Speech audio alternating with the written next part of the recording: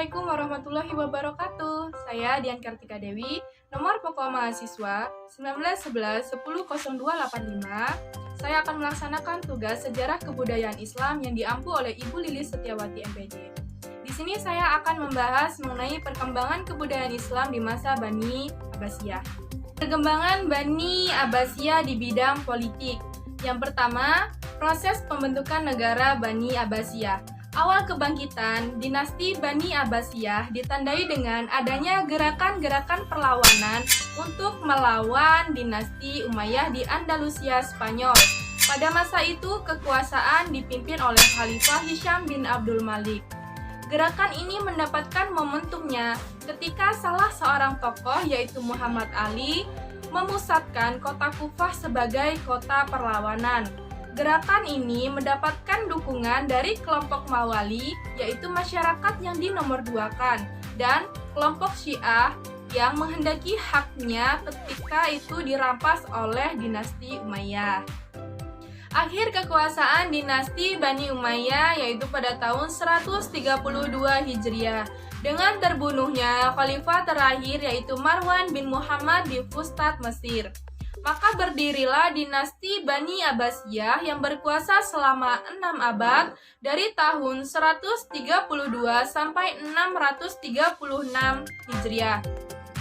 Didirikan oleh Abdul Abbas Asy-Syafa, dibantu oleh Abu Muslim Al-Khurasani dan Abu Ja'far Al-Mansur.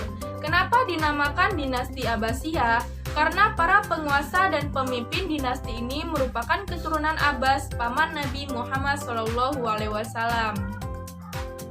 Yang kedua yaitu sistem dan penataan organisasi pemerintahan.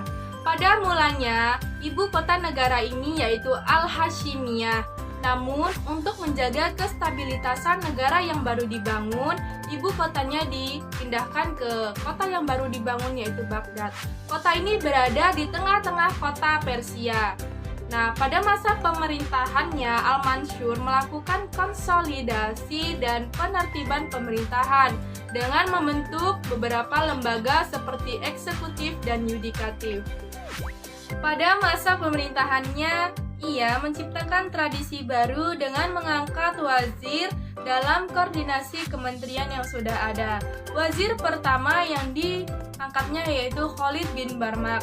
Dan ia juga mendirikan lembaga protokol negara, sekretaris negara, kepolisian negara di samping membenahi angkatan bersenjata. Ia juga mengangkat Muhammad Ibnu Abdurrahman sebagai hakim dalam lembaga kehakiman negara. Khalifah Al-Mansur berusaha menaklukkan kembali daerah-daerah yang membebaskan diri dari pemerintahan pusat. Ia juga berhasil menaklukkan kembali benteng-benteng Asia, kota Malatya, wilayah Kapadosia, dan Sisilia pada tahun 756 sampai 758 Masehi. Yang ketiga yaitu proses disintegrasi kekuasaan Islam. Akibat kebijakan yang menekankan pada pembinaan peradaban dan kebudayaan Islam, beberapa provinsi-provinsi di pinggiran mulai melepaskan diri dari genggaman penguasa Bani Abbasiyah. Hal ini dilakukan dengan cara memberontak agar mendapatkan kemerdekaan yang penuh. Menurut Ibnu Khaldun, keruntuhan dinasti Bani Abbasiyah sebenarnya sudah terlihat dari abad ke-9. Fenomena ini semakin menjadi ketika para pemimpin-pemimpin militer yang memiliki kekuatan yang datang ke provinsi-provinsi yang membuat mereka dianggap independen. Lalu tentara Bani Abbasiyah mengalami kemunduran. Dan penguasa Bani Abbasiyah mulai mempekerjakan seorang profesional dalam militer, khususnya tentara-tentara Turki. Namun pekerjaan ini yaitu dalam sistem perbudakan. Masa disintegrasi ini sebenarnya sudah terjadi pada periode pertama pemerintahan dinasti Bani Abbasiyah mencapai puncak keemasannya.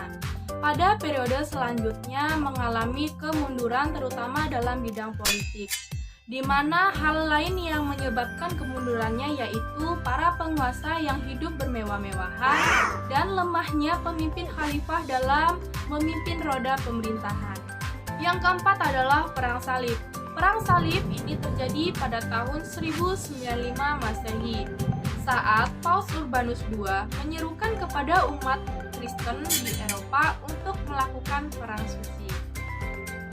Untuk merebut kembali keleluasaan berziarah ke Baitul Maqdis yang dikuasai oleh penguasa Seljuk, serta menghambat pengaruh dan invasi dari tentara Muslim atas wilayah Kristen.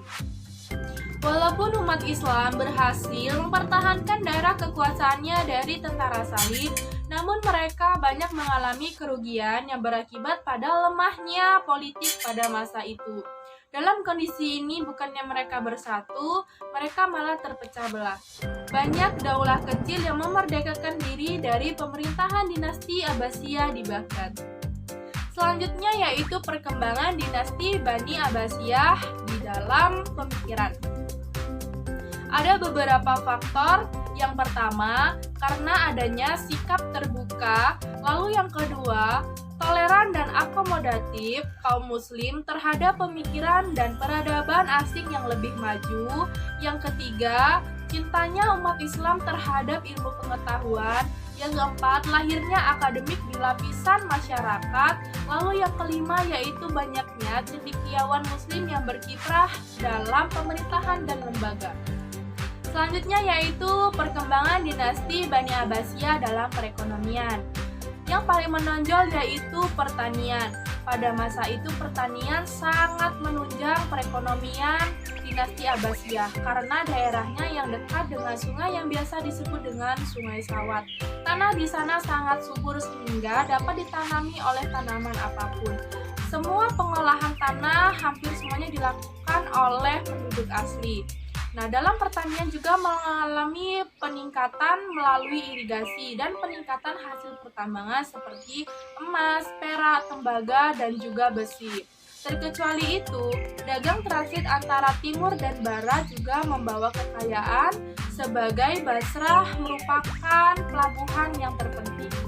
Selanjutnya yaitu perkembangan dinasti Bani Abbasiyah dalam ilmu pengetahuan. Perkembangan ilmu pengetahuan ini mencapai puncak kejayaannya pada masa kekhalifahan Harun ar-Rasyid. Kemajuan intelektual ini dipengaruhi beberapa hal. Yang pertama, adanya asimilasi antara bangsa Arab dengan bangsa-bangsa yang lebih dahulu mengalami kemajuan dalam ilmu pengetahuan. Lalu yang kedua, yaitu pengaruh Persia dalam bidang pemerintahan. Selain itu juga berpengaruh dalam filsafat dan sastra. Yang ketiga, pengaruh Yunani dalam terjemahannya dalam banyak ilmu dan yang terutama yaitu filsafat. Adapun bidang keahlian dalam perkembangan ilmu pengetahuan ini yaitu bidang kimia, bidang matematika, bidang filsafat, bidang kedokteran, bidang sejarah, bidang ilmu bumi dan geografi, dan bidang astronomi. Adapun lembaga-lembaga perkembangan ilmu pengetahuan, yang pertama, maktab atau kutab dan masjid merupakan lembaga terendah bagi anak-anak untuk mengenal dasar-dasar hitungan, tulisan, dan bacaan. Sebagai untuk remaja merupakan tempat untuk belajar tafsir, hadis, fikih, dan bahasa. Yang kedua adalah tingkat pendalaman. Bagi mereka yang ingin memperdalam ilmu pengetahuannya, pergi keluar daerah untuk menemui seseorang yang ahli dalam bidangnya, yang terutama dalam bidang agama. Nah, bagi mereka yang merupakan anak penguasa tidak perlu jauh-jauh keluar kota untuk menemui ahli dalam bidangnya, karena para alim ulama itu sendiri yang akan mendatangi mereka ke tempat tinggal mereka. Selanjutnya yaitu perkembangan dinasti Bani Abbasiyah dalam bidang seni budaya. Dalam karya sastra mengalami kemajuan yang cukup besar dan salah satu tokohnya yaitu Al-Hariri. Dan salah satu karya sastra yang terkenal yaitu Alfu Lailah wa Laila atau The Arabian Night, yaitu buku yang menceritakan tentang 1001 malam yang sangat terkenal. Adapun dalam arsitektur yang dapat dilihat yaitu kubah yang berbentuk melengkung, lorong-lorong berbentuk setengah lingkaran, tiang spiral, langit-langit berbentuk melengkung, keramik dinding berglazur, dan atap berlapis logam.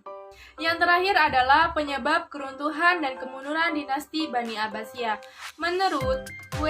Montgomery Watt, ada beberapa faktor yang menyebabkan keruntuhan dinasti Bani Abbasiyah. Yang pertama, karena luasnya daerah kekuasaan dinasti Bani Abbasiyah, sementara komunikasi pusat dengan daerah sangat sulit dilakukan. Yang kedua, karena para khalifah sangat bergantung kepada anggota angkatan bersenjata. Lalu yang ketiga, keuangan negara sangat tipis karena biaya yang dikeluarkan untuk tentara sangat besar. Adapun faktor lain yang menyebabkan kemunduran dinasti Bani Abbasiyah yaitu persaingan antar bangsa, kemerosotan ekonomi, munculnya aliran-aliran sesat dan fanatisme kesukuan, perang salib, ancaman dari luar, serangan bangsa Mongol, dan jatuhnya Baghdad. Cukup sekian penjelasan dari saya. Apabila ada kesalahan ataupun kekeliruan, saya mohon maaf. Semoga bermanfaat. Saya akhiri. Wassalamualaikum warahmatullahi wabarakatuh.